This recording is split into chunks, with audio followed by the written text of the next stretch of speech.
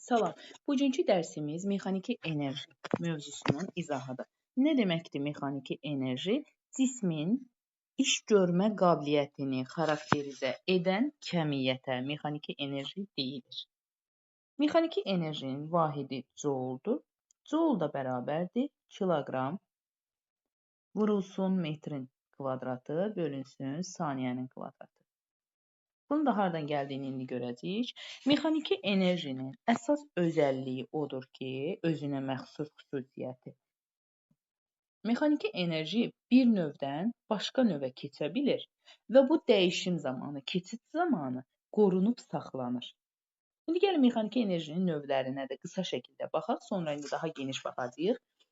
Var kinetik enerji, var potensial enerji. Kinetik enerji nə deməkdir? Kinetik enerji hərəkət eləməkdir. Hərəkət enerjisi deməkdir. Yəni hərəkətin mövcud olduğu yerdə mövcud olur. Ancaq potensial enerji imkan deməkdir.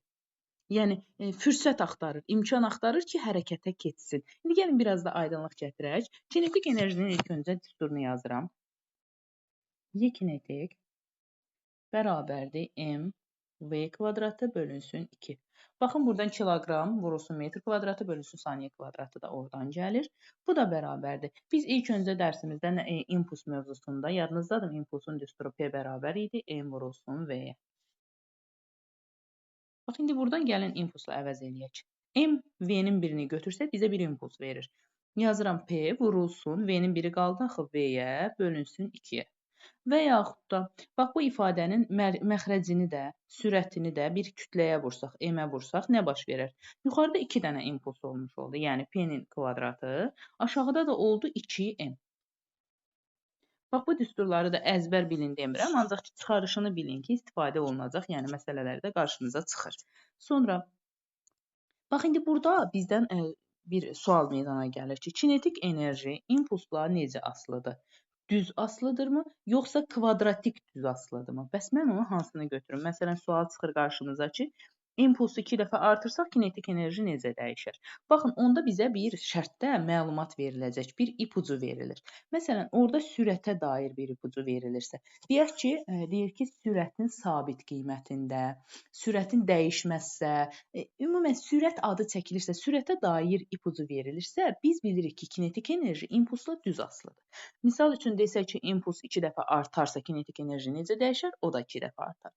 Və yaxud da sürətdən yox, kütlə haqqında bizə məlumat verir. Deyir ki, kütlənin sabit qiymətində ya eyni materialmı, nəsə fikir verirsən ki, ancaq kütləyə dair məlumat veribsə, biləcəyik ki, burada indi məsələ əsasında misallar üzərində daha rahat göstərəcəm onları. Biləcəyik ki, bizdə məsələ kütlədən gedirsə, deməli, kinetik enerji deməli, impulsun kvadratı ilə düz asılıdır. Məsələn, impuls 2 dəfə artanda kinetik enerji 4 dəfə artmış olur. Sonra gəlirik nəyə? Potensial enerjiyə. Kinetik enerji hərəkət enerjisi olsa da, potensial enerji imkan enerjisidir. Belə deyək də, fürsət. Baxın, potensial enerji də fürsət axtarır ki, hərəkətə keçsin. Hərəkətə meyillidir. Yəni, əlimizi buraxsaq, o hərəkətə keçəcək. Potensial enerjini biz görürük 2 yerdə. Bir, müəyyən hündürlükdən sərbəst düşən və yaxud da müəyyən hündürlükdən düşən bir cismi incələyəndə görəcəyik. Bir də yay mövzusunda, elastiki yay var. İndi gəlin bir-bir baxaq. Məsələn, birinci düsturu yazaq. Y potensial bərabərdir M, R, H. Baxın, potensial enerji düsturunda önə çıxan nədir? Düsturunda, yəni diqqət etdiyimiz nədir? Bir məsafənin olması, bir hündürlüyün olması, yəni ümumilikdə bir məsafənin olması. Məsələn, deyək ki, bir cisim var və bir daş var əlimizdə və biz bu daşı müəyyən bir hündürlükdən əlimizi buraxırıq. Əlimizi buraxan kimi nə baş verəcək? Bu daş yerə düşəcək. Yəni, bu daşın bir potensial enerjisi var. Bu daş yerə düşmək üçün fürsət axtarır ki, biz əlimizi boşlayan kimi o yerə düşsün. Bax, burada potensial enerji o deməkdir. Yəni, bu fürsət axtarır ki, hərəkətə keçsin. Sonra, potensial enerjinin ikinci bir düsturu olan K x-in kvadratı bölünsün 2. Bu da elastiki yaylardadır. Buradan elastiklik qüvvəsini biz nə cür keçmişdik? F elastiklik bərabər idi Kx-a, düzdürmü? İndi buradan Kx-in birini götürəndə F elastiklik edir. Onda olur F Elastiklik təbii ki. Vurulsun x-in biri qaldı axı, x-a bölünsün 2-yə. Sonra və yaxud da bu ifadənin məxrəcini də, sürətini də bir k-ya vurmuş olsaq, yuxarıda 2 dənə elastiklik qüvvəsi olur. F elastikliyin kvadratı bölünsün 2k. Baxın, bayaqki kimi burada da artıq biraz fərqli məqamlar yarandı. Niyə? Çünki qalacaq belə ki, potensial enerji elastiklik qüvvəsi ilə düz asılıdır, yoxsa kvadratik düz asılıdır. Mən bunun hansını götürüm? Bax, bu məqamda da əgər uzunluğa dair bir məlumat verirsə, məsələn, deyir ki, uzunluğun sabit qiymətində, uzunluq deməyək daha doğrusu, mütləq uzanmanın sabit qiymətində, məsafənin sabit dəyişməzsə, bu zaman biz elastiklik qüvvəsi ilə potensial enerjini düz asılı götürəcəyik. Əgər deyək ki, elastiklik qüvvəsi 3 dəfə artıbsa, potensial enerji necə artar? 3 dəfə artar. Ancaq sərtliyin sabit qiymətində və yaxud da eyni materialdan, eyni kürədən, sıxlıqları eyni olan kürə və yaxud da sıxlığı eyni, materialı eyni, sərtliyi eyni. Bax, bu ifadələri görəndə biləcəyik ki, artıq potensial enerji kvadratik asılıdır elastiklik qüvvəsindən. Bu zaman deyək ki, elastiklik qüvvəsi 3 dəfə artıbsa, potensial enerji artacaq 9 dəfə. İndi bu enerjilərin biraz daha diqqət eləyək, enerjiləri biraz aydınlıq gətirək, xırdalıqlara baxaq.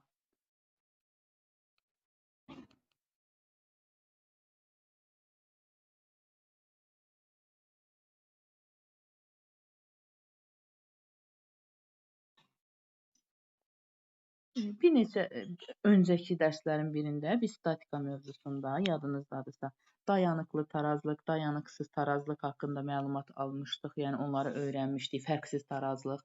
Bax, orada sualların içərisində var idi ki, dayanıqlı tarazlıq halında potensial enerji necə olurdu? Baxın, dayanıqlı tarazlıq halında potensial enerji minimum qiymət alır, yəni minimum səviyyədə olur. Gəlin bir dənə dayanıqlı tarazlığa dair bir nümunə çəkək, göstərək. Baxın, burada deyək ki, bir cisim var. Təbii ki, bu dayanıqlı tarazlıqdır, düzdürmü? Və bu dayanıqlı tarazlıqda həm məsafə yoxdur, baxın. Bir məsafə, axı biz dedik ki, potensial enerjidə bizə bir məsafə lazımdır, bir hündürlük ya da elastiklik olarsa bir mütləq uzanma. Baxın, burada əvvəla bir hündürlükdən söhbət getmir. İkincisi də ki, bu hərəkət, yəni bu cisim vəziyyətindən məmnundur.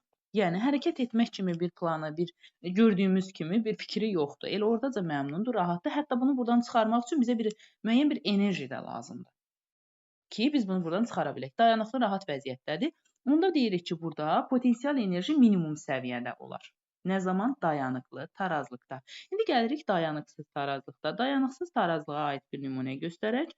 Baxın, burada əlimizi boşlayan kimi nə baş verəcək? Bu cisim yerə düşməyə çalışacaq. Görürsünüz, burada artıq bir potensial enerji maksimum halı var. Yəni, belə baxanda da bunun burada durması imkansız kimi görsənir. Yəni, bu oradan düşməyə meyil eləyir. Hətta baxın, bir müəyyən hündürlük də var ki, hansı ki, biz hündürlüyü axtarırdıq potensial enerjidə. Baxın, müəyyən bir hündürlüyü də var və s. Bir də başqa da məsələn misal göstərək, bir dənə bu formada. Görürsünüzmü? Orada durmağa hazır deyil. Yəni, durmaq kimi bir fikri yoxdur o cismin. Bu zaman dayanıqsız tarazlıq halıdır və burada potensial enerji maksimum qiymət alır. Sonra gəlirik başqa bir hala. Düz xətli, bərabər sürətli və çevrə üzrə bərabər sürətli hərəkətdə kinetik enerji dəyişmir. Kinetik enerjinin indi dəyişmələrinə də baxacağıq. Kinetik enerjinin dəyişməsinə biz deyirik delta Y kinetik, yəni son kinetik enerjidən sondan çıxırıq başlanğıc kinetik enerjini. Yəni, burada da nə baş verir? Delta kinetik. Ancaq indi düz xətli bərabər sürətli hərəkətdə və ya çevrə üzrə bərabər sürətli hərəkətdə kinetik enerji dəyişmir. Gəlin biraz da aydınlıq gətirək, səbəbinə baxaq. Məsələn, bir düz xətli bir hərəkət var və bu cisim eyni sürətlə hərəkət edir. Burada da cismin onsuz da kütləsi dəyişmir, həmindir. Kütləyə bir M desək, sürətə də bir V desək. Baxın, burada da cismin kinetik enerjisi olacaq mv kvadratı bölü 2. Cisim müəyyən qədər hərəkət elədi, gəldi bura. Yenə də sürət V-də qaldı, kütlə də M-in özünə bərabərdirsə, onda burada da kinetik enerji bərabər olur mv kvadratı bölü 2-yə. Yəni, görürsünüzmü? Kinetik enerji nəhayətində dəyişmir. Və hətta son kinetik enerjidən öncəki kinetik enerjini çıxanda nəticə sıfıra bərabər olacaq. İndi gəlin çevrə üzrə bunun nə cür baş verdiyinə baxaq. Axı biz çevrədə demişdik ki, çevrə üzrə bərabər sürətli hərəkətdə cismin sürətinin daha doğrusu çevrədəki sürətin istiqaməti dəyişsə də, ədədi qiyməti dəyişmirdi. Elə ona görə də çevrə üzrə bərabər sürətli hərəkət deyirdik. Sürət də dəyişmirsə, deməli heç kinetik enerji də dəyişməyəcək də. Ona görə bax bu iki məlumata diqqət edin. Hətta lazımdırsa qeyd dəftərinizə də götürün. Çünki sualların bunu biz göz ardı eləyirik, diqqət etmirik. Ancaq sualların içində bəzən gəlib verəndə orada çarıxmaq olmasın deyə bu məlumata diqqət eləyirik. Sonra İndi çevrə üzrə hərəkətdə biz dedik ki, kinetik enerji dəyişmir. Ancaq kinetik niyə dəyişmirdi? Onu da deyək. Çünki sürətin ədədi qiyməti dəyişmirdi. Ancaq kinetik enerji dəyişməsə də potensial enerji dəyişə bilirdi. İndi gəlin necə dəyişir, hansı zaman anında nə qədər dəyişir ona baxaq.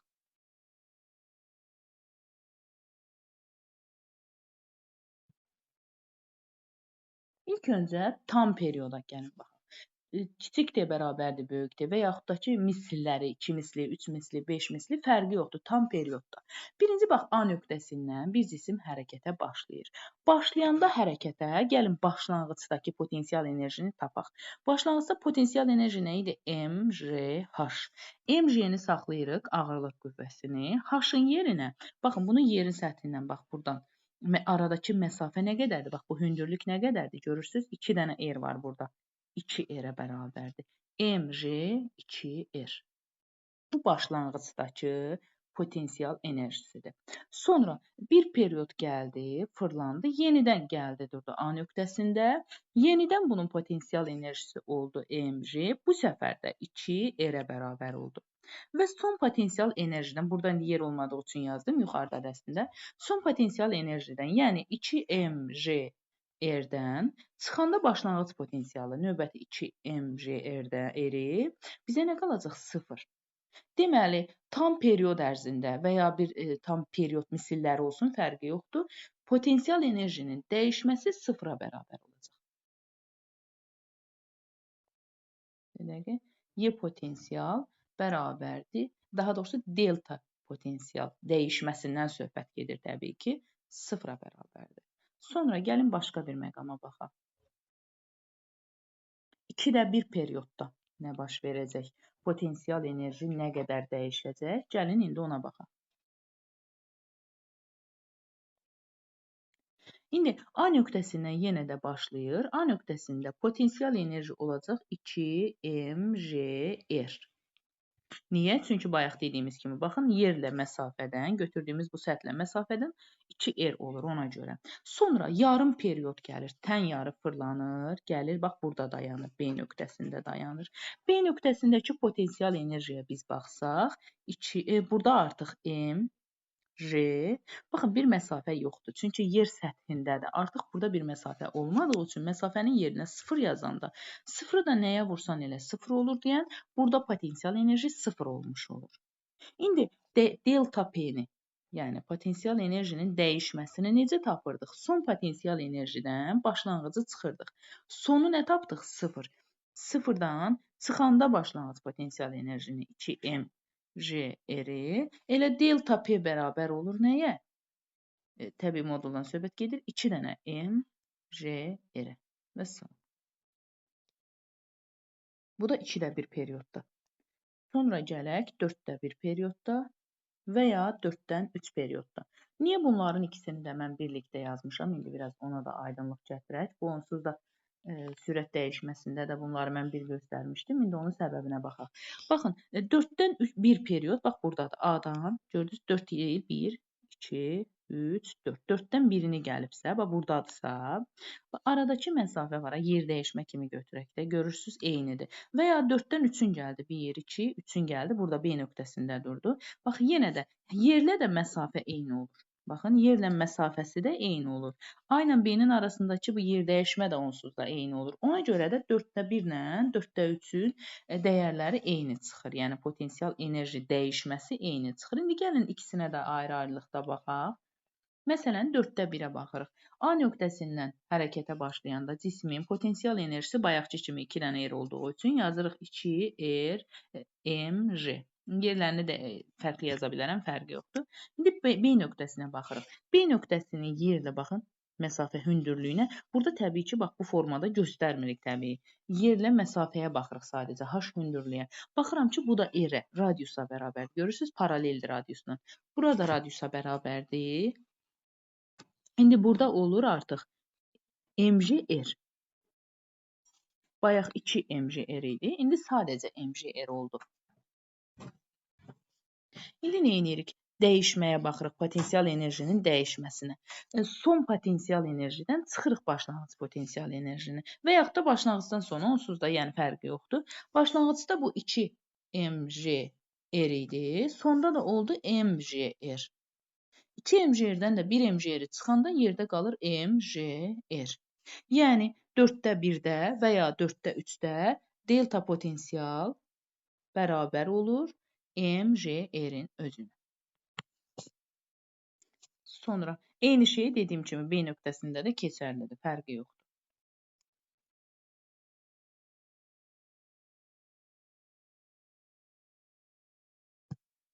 Sonra indi gəlirik konservativ qüvvələrə və konservativ olmayan qüvvələrə. Nə deməkdir konservativ qüvvələr? Konservativ qüvvələrin özünə məxsus bir xüsusiyyəti var. O da nədir? Görülən iş cismin trayektoriyasından asılı deyil. Bax, burada miqdədə düşmüşdü buna dair hansı il idisə, bilmirəm sualların içərisində var. Miqdə də bax bu sual düşüb. Deməli, bunu biz yenə də, bax bu da məlumat olaraq gözdən, yəni önəm verməsək də, diqqət etməsək də gəlir, görürsünüz ki, sualın içinə düşür və biz önəm vermədiyimiz üçün orada yanılmalar olur. İndi konservativ qüvvələrdə nə deməkdir? Görülən işi cismin trayektoriyasından asılı deyil. Baxın, müəyyən bir hündürlükdən bir cisim aşağıya doğru düşür, yer səthinə doğru. Hündürlüyü də biz deyək ki, 80 götürdük, 80 metr. İndi bu cisim bax gəldi, bu trayektoriya ilə bax bu cür hərəkət elədi, nəhayətində gəldi, çatdı yerə. Bax bu trayektoriyanın uzunluğu bizə maraqlı deyil. Bizə maraqlı olan bax bu hündürlükdür, vəssalam. Burada götürəcəyik sadəcə olaraq ağırlıq qüvvəsi necə iş nəyə bərabər idi? F S-ə bərabər idi, düzdürmü? F-in yerinə mg-ni götürəcəyik, mg. S-in yerinə də bax bu hündürlüyün özünü götürəcəyik, yəni h-ı götürəcəyik, mg h. Artıq buradakı bu çertyoj, məsələn, əslində bu mg, h hündürlük 80 metrdirsə, çertyoju hesablasam bəlkə onun 3 qatı gələr çıxar. 4 qatı gələr çıxar, düzdürmü? Misal üçün deyirəm, 240 metr gələr çıxar, ancaq biz bunu götürmürük. Biz götürürük nəyi? Sadəcə hündürlüyü, vəssalam. Ona görə deyirik ki, cismin trayektoriyasından asılı deyil. Asılıdır nədən? Hündürlükdən. Bu, deməli, konservativ qüvvələrə aid eləmək olar bir ağırlıq qüvvəsini və elastiklik qüvvəsini. Ağırlığın səbəbi göstərdim. Yəni, suallar düşəndə necə baxacağıq, onu göstərdim. Burada sual bu cür də düşə bilər. Ağırlıq qüvvəsini bizə soruşar, bax bu şəkildəki formada. Və ya elə tərif formasında düşə bilər ki, konservativ qüvvələrə hansı qüvvələri misal gətirmək olar və yaxud da konservativ qüvvələrin özəlliyini soruşar. Nə deyəcəyik? Görülən iş cismin trayektoriyasından asılı deyil. İndi deməli ağırlıq qüvvəsini göstərdik. Gəlin bir dəfə də elastiklik qüvvəsini göstərək.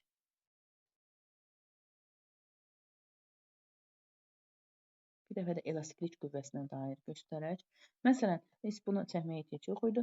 Elastiklik qüvvəsinə bu cismi müəyyən qədər yığırıq. Biraz sıxdıq, yəni sıxdıq bu cismi. Baxın, x qədər sıxıldı.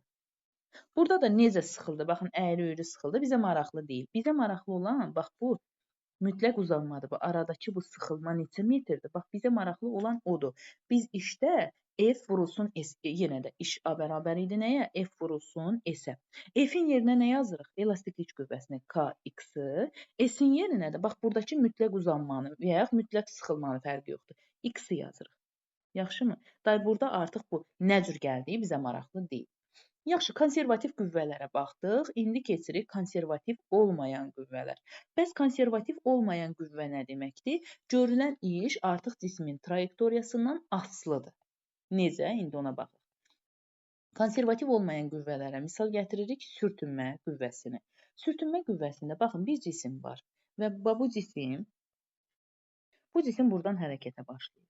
Bax, səthlə cismin arasında sürtünmə var bir dənə, düzdürmü? Bu cisim deyək ki, 5 metr buradan gəlir bura qədər, sonra 20 metr buradan gəlir, sonra 5 metr buradan gəlir, 10 metr buradan gəlir, fərqi yoxdur. Artıq sürtünmə qüvvəsinin işinə baxanda bütün bax bu çertyoju, bax bu trayektoriyanın hamısını götürəcəyik. Yenə də iş A bərabər idi F S-ə, düzdürmü? Onda F-in yerinə nə yazırıq sürtünmə qüvvəsini? Müəmc. S-in yerinə artıq bunların hamısını götürüb bütün trayektoriyanın uzunluğunu götürürük. Ona görə deyirik ki, konservativ olmayan qüvvələrdə deməli trayektoriyanın uzunluğu nəzərə alınır. Buna da nəyi göstəririk? Sürtünmə qüvvəsini misal göstərə bilərik. Sonra gəlirik enerjinin saxlanması qanununa nəzər yetirək. Biraz danışdıq, indi biraz da geniş şəkildə baxaq bunlara. Baxıram. Tam mexaniki enerji. Nə deməkdir tam mexaniki enerji? Tam mexaniki enerjidə axı biz enerjinin növləri var idi, kinetik enerji, potensial enerji. Yəni tam enerji bunların ikisinin cəmindən asılıdır. Y tam bərabərdir kinetik enerji üstəgəl potensial enerji. İndi burada kinetik enerji deməli nə zaman baxın cismin tam enerjisi sadəcə kinetik enerji. Yəni ola bilər ki, elə bəzi hərəkətlərdə heç potensial enerji mövcud olmur. Ümumiyyətlə potensial enerji olmaz. Sadəcə kinetik enerji ola bilər. Bu zaman cismin tam enerjisi nədir? Eləcə kinetik enerjidən ibarət olur. Hansı hallardadır bu? Məsələn, müstəvi bir səthdə bir cismin hərəkətinə gəlin baxaq. Bir dənə cisim hərəkət edir müstəvi bir səthdə.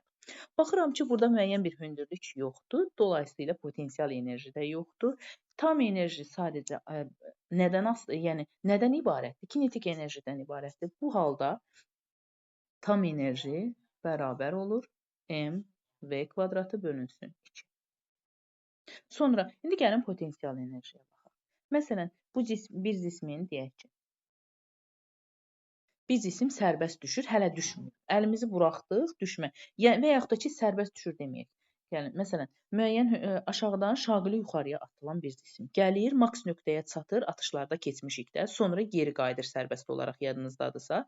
Bax, bu maks nöqtəyə çatanda nə baş verəcək? Sürət sıfırlanacaq. Və yaxud da sərbəst düşən bir cisim hələ düşəndə başlanğıc sürət nəyə bərabər idi? Sıfıra bərabər idi. Hər halda bax bu maksimum nöqtədə, yuxarı nöqtədə sürət sıfır olduğu üçün bir kinetik enerjidən söhbət gedə bilməz. Ona görə deyirik ki, tam enerji bərabərdir sadəcə potensial enerjiyə, yəni mgh-a. İndi gəlin bunların ikisinin də olduğu bir varianta baxaq. Hansı ki, ikisi də var. Yəni tam enerji bərabərdir kinetiklə potensialın cəmi. Gəlin o duruma baxaq. Məsələn, bir cisim müəyyən hündürlükdən sərbəst düşür. Və bu da olsun yer səthimiz. Bu cisim sərbəst düşəndə başlanğıcda, onu deyim ki, axı biz demişdik ki, tam enerji qorunub saxlanılır da, düzdürmü? Yəni başlanğıcdakı tam enerji nədirsə, sona qədər o keçərlidir, dəyişmir, konstantdır tam enerji. Sondakı enerji də ona bərabərdir. İndi bunun başlanğıcdakı tam enerji nədir? Sadəcə, yəni V0 sıfıra bərabər olduğu üçün sadəcə potensial enerjidən ibarətdir. Yəni mgh-dan. Bunun da hündürlüyünü müəyyən bir, məsələn, deyək ki, hündürlüyü 80 götürürük. H bərabərdir 80-ə. Niyə 80 götürdüm? Çünki bu konkret rəqəmdir. Bunun üstündə biz atışlarda çoxluca işləmişik, sərbəst düşmədə.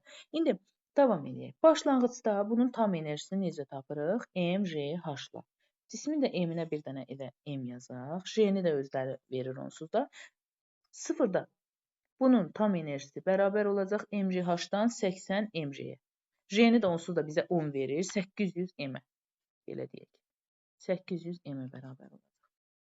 Hətta gəlin m-ə də rəqəm verək. M-i də 1 qoyduq. Oldu 800. Başlanğıcda tam enerjimiz bərabər oldu 800-ə. Sonra gəlin, indi biraz düşdü aşağı.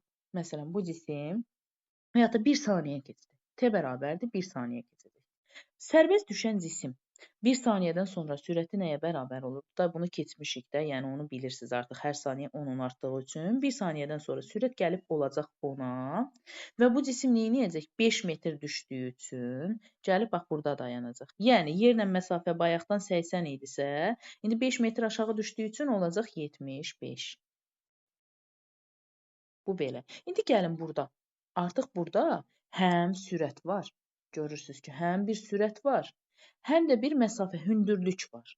Deməli, burada enerji olaraq həm kinetik enerji mövcuddur, həm potensial enerji. Yəni, tam enerji bərabərdir kinetiklə potensialın cəminə. Onda yazıram tam enerji bərabərdir kinetik üstəgəl potensial. Düzdür? Gəlin, ilk öncə kinetiki tapaq. M V kvadratı bölü 2-dən. M-in yerində 1-dir. V-nin yerində 10-dur. Kvadratı da olur 100. Və bunu bölürəm 2-yə olur 50. Bu oldu bizim kinetik enerjimiz. Üzərinə gəlsin. İndi potensialı gəlirəm üzərinə. Potensial nə idi? M, J, H. M 1-dir, J 10-dur. Oldu 10. Onu da vurdum 750-yə. Axı hündürlük 750-dir. Oldu 75-ə daha doğrusu. Oldu 750. Baxın indi toplayıram kinetiklə potensialı. Yəni 50 ilə 750-ni topladım, bizə verdi 800. Gördünüzmü başlanğıcdakı tam enerjini? Baxdıq gördük ki, enerji dəyişdimi tam enerji? Xeyr, dəyişmədi. Necə var elə də qaldı. Bəs nə baş verdi? Kinetik enerji bayaqdan yox idi. Kinetik enerji artdı. Potensial enerji bayaq 800 idi, indi oldu 750. Yəni azaldı. Potensial azaldı, kinetik artdı. Baxın indi. Gözləyin. Tam enerji bərabərdir. Y kinetik üstəgəl Y potensialdan. Baxın, potensial azaldı. Əvəzində kinetik artdı və bunlar öz aralarında razılaşdılar. Biri artdı, biri azaldı. Nəhayətində tam enerji ilə işləri olmadı. Tam enerji olduğu kimi qaldı, dəyişmədi. Ona görə də tam enerjiyi soruşa bilər. Məsələn, deyər ki, hündürlük 2 dəfə azaldı, sürəti 2 dəfə artdı, hündürlüyü artdı, azaldı və s. çoxluca suallar ola bilər. Nəhayətində deyər ki, tam enerji necə dəyişdi? Dəyişməz deyəcək. Ancaq biləcəyik ki, kinetik enerji artıbsa, deməli potensial azalıb, potensial azalıbsa, deməli kinetik artıb. Bunlar bir-birindən tərs asılıdır. Dediyim kimi, ancaq tam enerji asılı deyil heç nədən. Davam edək.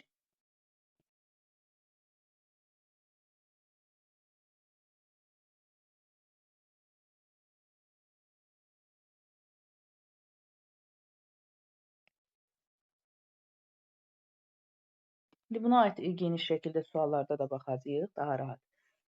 Sonra gəlir mütləq qeyri-elastiki toqquşma. Qeyri-elastiki toqquşma nə deməkdir? Bir ona da diqqət eləyək. Qeyri-elastiki o deməkdir ki, bunlar birləşəndən sonra yapışıb hərəkət edirlər. Yəni ayrılmırlar. Məsələn, 2 dənə top, bax biri bu tərəfə gəlir, biri bu tərəfə. Gəlirlər, bir-birinə dəyəndə real həyatda nə baş verir? Hər ikisi geri qayıdır. Buna deyirik elastiki toqquşma. Yəni gəldilər, dəydilər və ikisi də geri döndülər.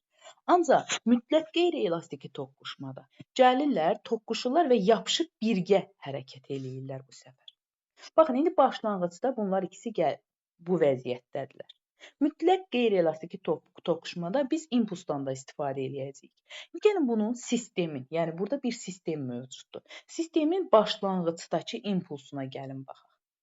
Baxın, bu ikinci cismin sürəti olmadığı üçün onsuz da impulsu da yoxdur. Ancaq birinci cismin impulsu nəyə bərabərdir? 4 vurulsun 6-dan 24-ə. Sonra gəldilər, bunlar birləşdilər, hələ sürəti bilmirik deyək ki. Birləşəndə birlikdə hərəkət elədilər. P bərabərdir nəyə? Yəni, burada impuls saxlanılması qanunu gözlənilir. Yəni, başlanğıcda sistemin impulsu nə idisə, sonda da ona bərabər olmalıdır. Başlanğıcda 24-dürsə, sonda da 24-ə bərabər olmalıdır. İndi 24 bərabərdir nəyə? M-V-yə. Burada artıq birləşiblər, kütlə artıb, bunların ikisinin cəmi olub. Bayaq hərəsinin ayrıca kütləsi var idi. İndi birlikdə 4 ilə 2-ni topladım, kütlə oldu 6. Gəlin buradan V-ni tapaq. V-ni tapmaq üçün 24-ü 6-ya bölürük. V bərabər olur 4-ə. Burada V bərabər oldu 4-ə. Biz impulsa əsasən, impulsun saxlanmasına görə son sürəti müəyyən elədik. İndi burada bir itirilmiş enerji ortaya çıxır. İtirilmiş deyəndə ki, yəni istilik enerjisinə çevrilir. Axı biz demişdik enerji çevrilə bilir. Bunlar birləşəndə, birlikdə hərəkət edəndə enerjinin bir qismi istilik enerjisinə çevrildiyi üçün, yəni itmiş hesab olunur da burada. İndi gəlin görək nə qədər enerji itirilibdir. Başlanğıcdakı sistemin enerjisini gəlin hesablayaq. Buradan enerji necə tapırdıq? M V kvadratı bölünsün 2. Baxın, ikinci kürədə onsuz da V olmadığı üçün kinetik enerji də yoxdur. Axı kinetik enerji hərəkət enerjisi idi. Birincidə isə M-in yerinə yazıram 4, V-nin yerinə yazıram 6 kvadratı 36, bölürəm 2-yə. Buradan da ixtisar gedir, 2 vurulsun 36-dan olur 72. Başlanğıcda kinetik enerjimiz 72 idi. Gəlin sonda, birləşəndən sonrakı kinetik enerjiyə baxaq. Birləşəndən sonra olacaq M-in yerində 6, çünki axı kütlələr toplandı. Vurulsun V-nin kvadratının yerinə 16 bölünsün 2-yə. Buradan da ixtisarlarımızı apardıq və yaxud da ki, buradan aparaq, fərqi yoxdur. Oldu 48. 72-dən düşdü 48-ə. Baxaq görək nə qədər enerji itirildi. Deməli 52 oradan, 22 də buradan, 24. İndi baxırıq biz toqquşmalara. Hansı toqquşma? Elastiki və qeyri-elastiki toqquşmalara. Deməli, toqquşmalara dair hər il miqrədə sual düşür. Yəqin ki, indi sertifikasiyada düşəcək. Yəni, müasir sual tiplərində mütləq vurğulayırlar, toxunurlar. Ona görə çalışaq ki, bax bu elastiki və qeyri-elastiki toqquşmaları bütün xırdalıqlarına qədər öyrənək, bütün hissələri öyrənək ki, şəklindən, sualın formasından asılı olmayaraq rahat şəkildə tapa bilək cavabı. İndi başlayırıq nədən? Qeyri-elastik. Daha doğrusu ilk öncə gəlin elastiki toqquşmaya baxaq, çünki o daha bəsitdir, ona çox suallar düşmür. Elastiki toqquşma nədir? Əlimizdə var 2 dənə şar, bax, evdə adi real həyatda gördüyümüz şar. Şarı bir-birinə doğru atdırıq, gəlirlər, dəyirlər bir-birinə düzdür. Nə baş verəcək? Geri qayıdacaqlar. Baxın, hər kəs getdiyi istiqamətin əksinə geri qayıdacaq. Buna deyirik biz elastiki toqquşma. Dediyim kimi, elastiki toqquşmada çox da ona dair suallar düşmür. İndi keçirik nəyə? Qeyri-elastiki toqquşmaya. Bəs nədir qeyri-elastiki toqquşma? Məsələn, deyək ki, bir dənə cisim hərəkət eləyir, digər cisimdə, lap elə deyək ki, bu da hərəkət eləyir. Məsələn, bu da hərəkət eləyir.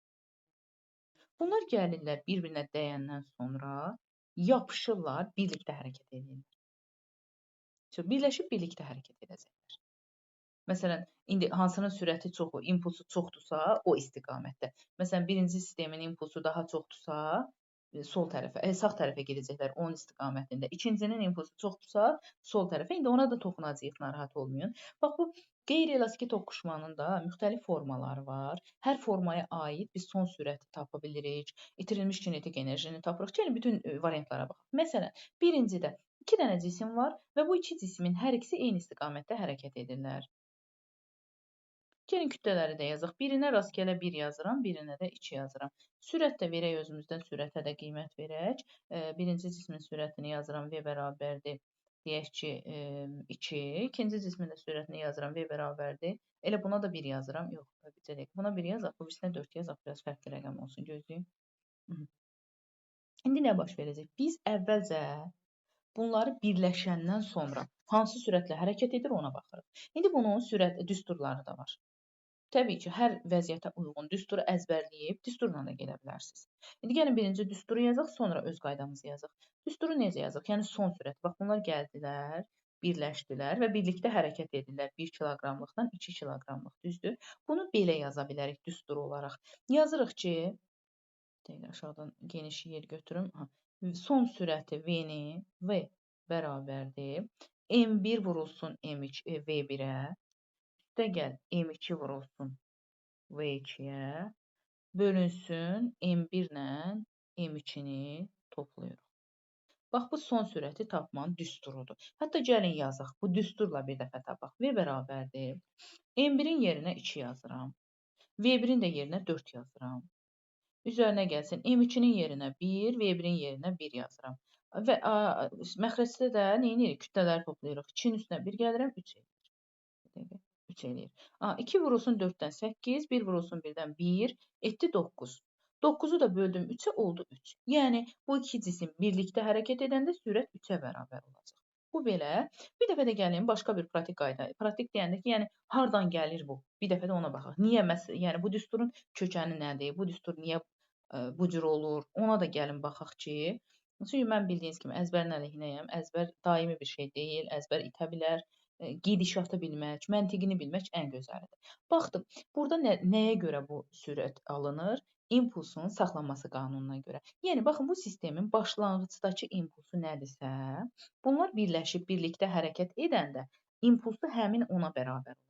Baxın bu 1 kiloqramlıq, bu da 2 kiloqramlıq. İndi gəlin ilk öncə başlanğıcdakı sistemin impulsuna baxırıq. İmpuls nə idi? MV idi. Baxın, birinci cismin impulsu 2 vurulsun 4-dən oldu 8 və sağ tərəfə gedir deyə müsbət yazırıq. İkinci cismin impulsu 1 vurulsun 1-dən olur 1, buna da müsbət yazırıq. Və topladım oldu 9. İndi 9 bərabər olmalıdır ikinci haldakı impulsa. Yəni impulslar bərabərdir. P1, P2-yə bərabər olmalıdır. 9 bərabərdir. İndi burada impuls nə idi? MV idi. 9 bərabər idi MV-yə, düzdür? Burada M artıq 3 oldu. 2 dənə cisim yapışdılar, kütlə oldu 3.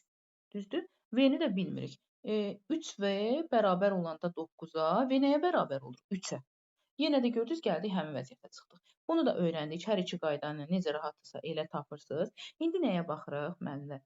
İndi baxırıq kinetik enerjinin necə dəyişdiyinə, nə qədər itirildiyinə. İtirildi deyəndə ki, nə baş verir? Bu iki cisim birləşib hərəkət edəndə orada müəyyən bir kinetik enerji itirilir. Yəni istilik enerjisinə çevrilir. Axı iki cisim bir-birinə toxunur, arada istilik enerjisi yaranır. Bax ona görə kinetik enerjinin bir qismi ona gedir. İndi görək nə qədər itirdik məsələn bu sistemdə. Baxaq, başlanğıcdakı kinetik enerji mv kvadratı bölü 2-dən m-in yerinə 2 yazdım, v-nin kvadratının yerinə 16. Bölürəm 2-yə. 2-lər ixtisar gedir, yerdə qalır 16. Bax, burada oldu müsbət 16 kinetik enerji. İkinci halda m-in yerində 1 var.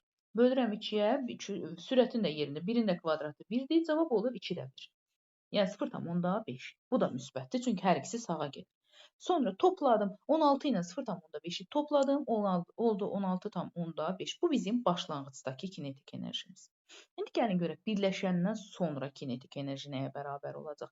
Hansı ki, birləşəndən sonra son sürəti biz nə tapdıq? Bayaq 3 tapdıq, hə? İndi nə edirik? Yazıram mv kvadratı bölü 2-dən. M-in yerinə bu səfər 3 yazıram. Niyə? Baxın, 2, 1 topladım oldu 3. V-nin yerinə 3 götürəndə 3-ün də kvadratı olur 9 və bunu 2-yə böləndə deməli eləyəcək 1/5-i də vurur. Bizə dəqiqə 27, 27-ni də bölürük 2-yə. Elədi 13/5. Aha. İndi kinetik enerji nə qədər itdi? 16/5-dən düşdü 13/5-ə. Deməli 3 joule kinetik enerjini itirdik burada və ya dediyimiz kimi istilik enerjisinə çevrildi. Burada indi bütün məqamlara baxdıq. Sonra keçirik başqa bir məqama.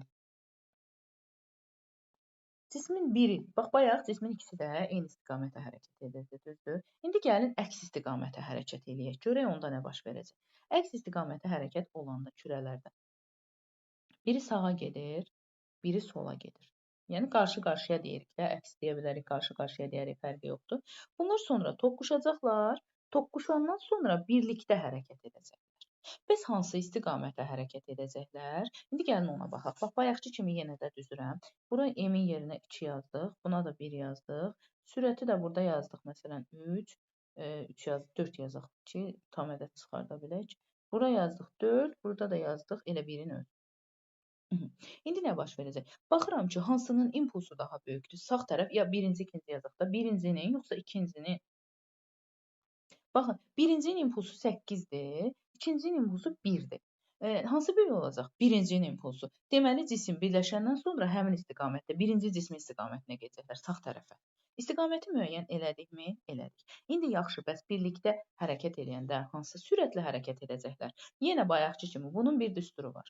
V bərabərdir. Bu səfər nə edirik? Bu səfər modul daxilində, eyni bayaqçı düsturu, modul daxilində yazırıq M1, V1, çıxılsın M2, V2, bölünsün M1, üstə gəlsin M2.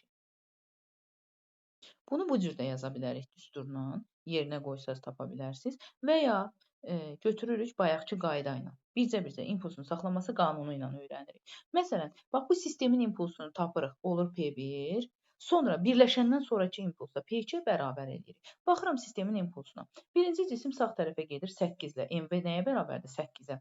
Vurdum oldu 8, müsbətlə sağ tərəfə gedir axı. İkinci cisimdə 1 vurulsun birdən. Vurdum birinə oldu impuls 1, ancaq bu səfər sola getdiyi üçün mənfi götürdüm.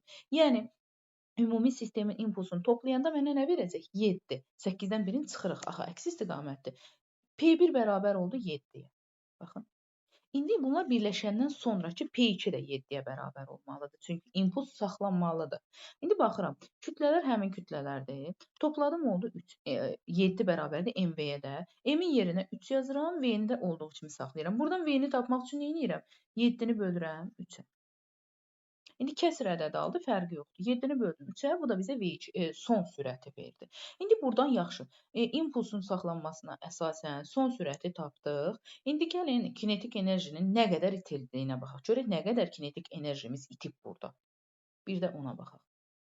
Bu arada kinetik enerjinin nə qədər itirdiyini bilmək üçün də mütləq birlikdəliyin son sürətini tapmaq vacibdir. Hansı ki, indi onu tapdıq biz. 7/3-dür. Başlayaq.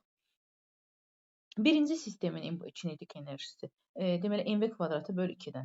M-in yerində 2-dir, V kvadratının yerində 16-dır. Bölürsən 2. 2-lər getdi, qaldı 16. Burada oldu müsbət 16. Digər tərəfdə də oldu müsbət 0,5. Belə mənfi 0,5. İndi burada nə edirik artıq? Toplamırıq. Yenə də çıxırıq. 16-dan çıxdıq 0,5-ni. Daha doğrusu mənfi əslində kinetik enerjiyi mənfi qiymət almır heç vaxt. Yəni bunu mənfi götürmək doğru olmaz. Sadəcə istiqamət olaraq mən mənfi deyirəm. Yəni böyük istiqamətdən kiçik istiqamətə çıxıram. Yəni yoxsa kinetik enerji heç zaman mənfi ola bilmir. Bunu da vurğulayım. İndi 16-dan çıxanda 0,5, yerdə nə qalır? 15,5. Bu sistemin başlanğıcdakı kinetik enerji idi. Sonra gəldilər, bunlar birləşdilər. Görək onda nə qədər olacaq kinetik enerjisi? M V kvadratı böl 2-dən. M-in yerində artıq birləşdilər deyə 3 yazıram.